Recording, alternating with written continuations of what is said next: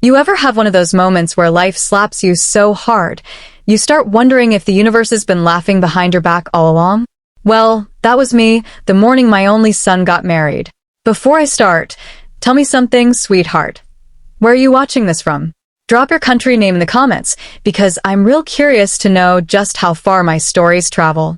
And hey, if you feel me on this one, hit that like button, it helps more than you know. Alright, now back to that Saturday morning. I'm 66 years old.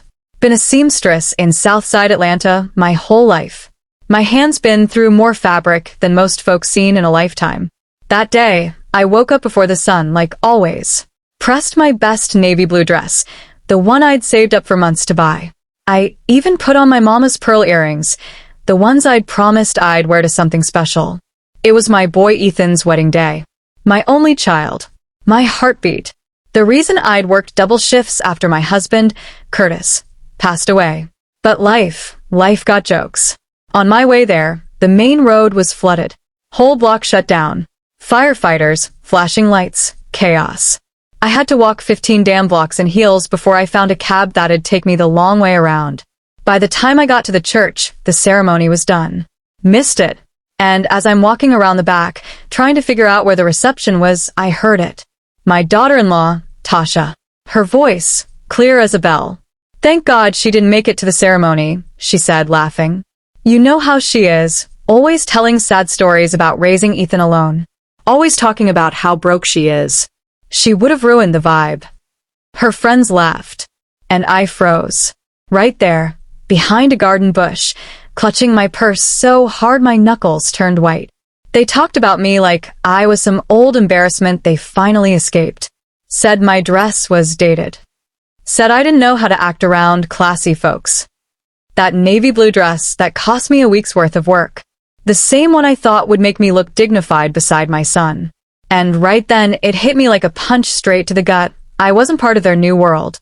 I was the past they didn't want to bring up. So, I wiped my tears, fixed my lipstick, and walked in through the front door like a lady who belonged there. Mom. Ethan ran up, smiling big. You made it. He hugged me tight. For a second, everything felt right. But then Tasha came over, wearing that fake smile of hers. Oh, Mother Grace, what a shame you missed the ceremony. It was beautiful. Her tone? Sweet like honey but sharp underneath. I smiled anyway. What matters is you're married now, baby. That's what's important. I watched as they opened gifts later that night. Tasha's friends brought expensive wine sets and designer towels. Each one got claps, laughs, and long thank yous.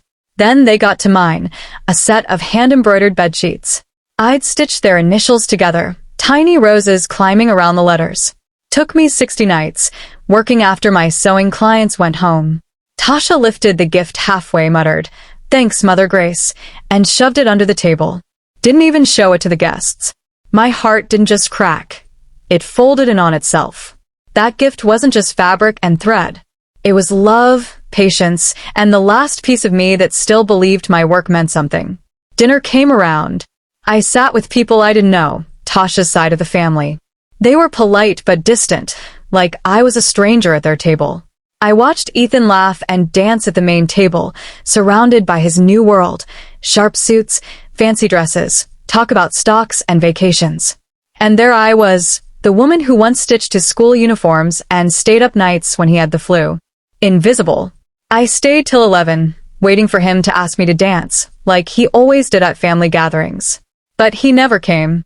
So I walked up, said I had to work early, and hugged him goodbye. He smiled, distracted. Already leaving, Mom? All right, love you. Thanks for coming. And Tasha? She just nodded, relief flickering across her eyes.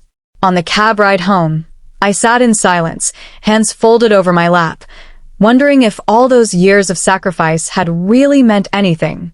Maybe I'd just been holding on to a version of love that existed only in my own memories. That night, back in my quiet little house, I took off that navy dress and looked at myself in the mirror. Wrinkled face, gray hair, calloused hands from years of sewing. And I realized this is who I am. Not a burden. Not an embarrassment. Just a woman who gave everything she had. Over the next few weeks, I tested something. I stopped calling Ethan. Stopped sending good morning texts. Stopped asking about his life. Took him 8 days to call back. And guess what for? Hey, Mom, could you embroider my initials on some work shirts? No, how've you been? No, I missed you. Just another request. That's when I started to shift, quiet but deep. I stopped saving the good dishes for family dinners that never happened. Stopped keeping the house spotless for visitors who never came. I started walking in the park in the mornings, talking to my neighbors, even joined a sewing group downtown. Then one night, Ethan came over, looked nervous, sat down like a man about to deliver bad news. Mom, Tasha, and I have been talking. We think it's better if you don't come to some of our gatherings. You know, just to avoid awkward situations. I stared at him. Awkward how? He sighed. It's just that when you talk about money or the past, people might get the wrong idea. We're trying to build a certain image. And there it was, plain as day. My son was embarrassed of me. I smiled. I understand. And I did. I understood perfectly. When he left, I didn't cry. Didn't scream. I just sat down at my sewing table, the same one that had carried me through every storm in my life, and whispered to myself, Grace, it's time. Time to stop begging to be included in lives that no longer have room for you. Time to love yourself the way you loved everyone else. The next morning, I started packing away the old family photos. Not out of bitterness, but peace. I realized I'd already raised my son. My job was done. From that day forward, I started sewing for me.